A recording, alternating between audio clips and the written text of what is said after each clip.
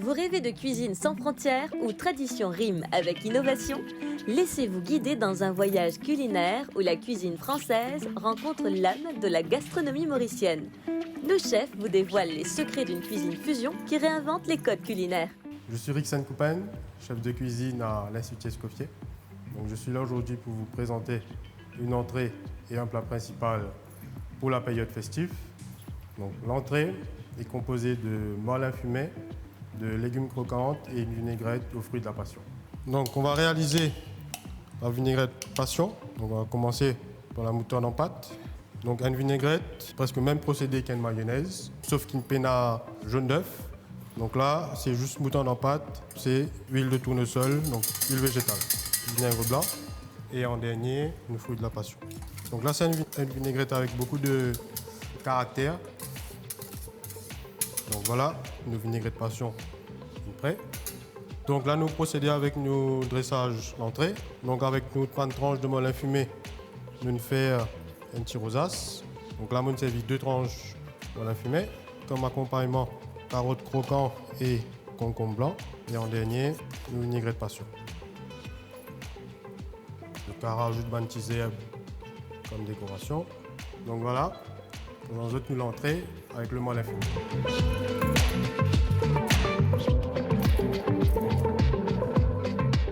Donc là, nous continuons avec nos plats principaux. Donc plat principal, nous prenons une crevette poêlée, petits pommes de terre rôtis, purée de giromont et un petit coulis de tamarin légèrement pimenté. Donc nous finissons blanchir nos giromont. Nous faisons lisse sec pour enlever le maximum d'eau qui est dans le produit. Et là, nous pourrons ajouter cream cheese. On rajoute un peu de persil haché. Voilà, une purée de giromont, une pâte. Donc là, nous pouvons continuer avec nos brocolis sautés. Donc brocoli là, nous finissons blanchi bien avant. Donc là, pour sauter, on rajoute de l'huile. Donc là, nous pouvons rajouter une garniture, oignons ciselés et l'ail haché. Nous pouvons suer l'huile. Ensuite, nous pouvons rajouter nos brocolis à la fin. Donc là, nous n'avons pas trop cuit, c'est juste pour donner goût. Donc là, nous rajoutons du sel. Voilà.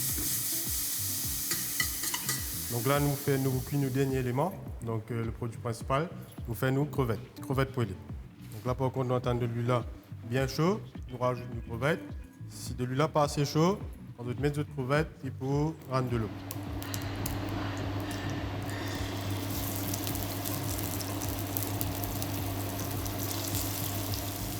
Donc, la cuisson des crevettes, ça va aller très très vite. Il ne faut pas trop cuire les crevettes, sinon ils vont venir trop dur quand vous mangez, il ne va pas agréable en bouche. Donc moi, je vous propose un joli petit dressage chez votre café pour votre bon invité. Donc là, nous pouvons commencer avec nos purées giromont. Donc, je vais mettre une cuillère à bouche environ. Et ensuite, plus d'autres cuillères. Donc là, je place de bons légumes. Là, nous mettons le brocoli. Et en dernier, nos coulis tamarin.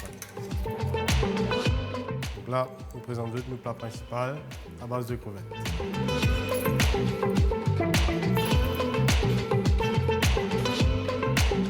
Je suis Alan Gourlaouen, chef pâtissier à l'Institut Escoffier. Aujourd'hui, je vais vous présenter une verrine de Noël, chocolat et mandarine.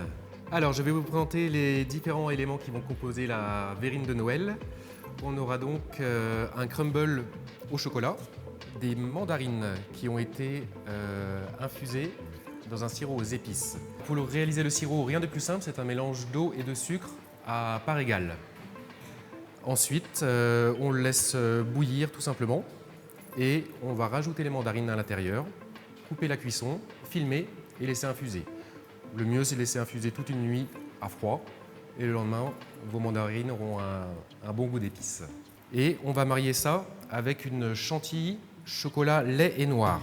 Donc je vais remonter ma chantilly, qu'elle soit bien ferme et faire le montage sans oublier une génoise au chocolat que j'ai déjà emporte-piécé et que je vais imbiber dans mon sirop aux épices. Alors pour aujourd'hui, j'ai choisi un verre à martini, mais bien sûr, vous pouvez utiliser n'importe quel verre que vous avez à disposition chez vous. Je vais donc commencer par un petit peu de crumble au cacao.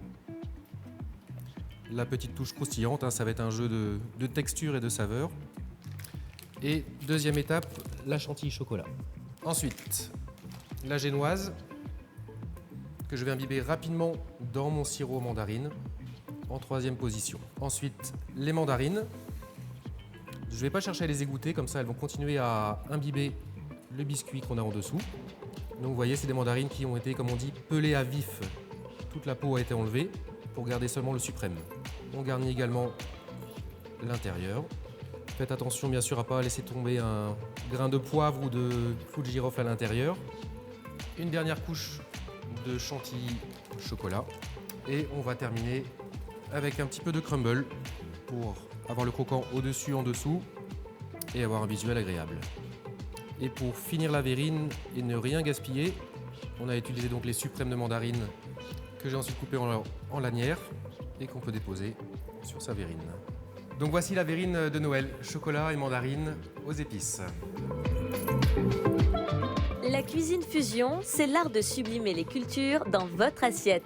Nous avons vu qu'un dialogue culinaire entre la France et l'île Maurice peut être généreux, innovant et surtout délicieusement inspirant.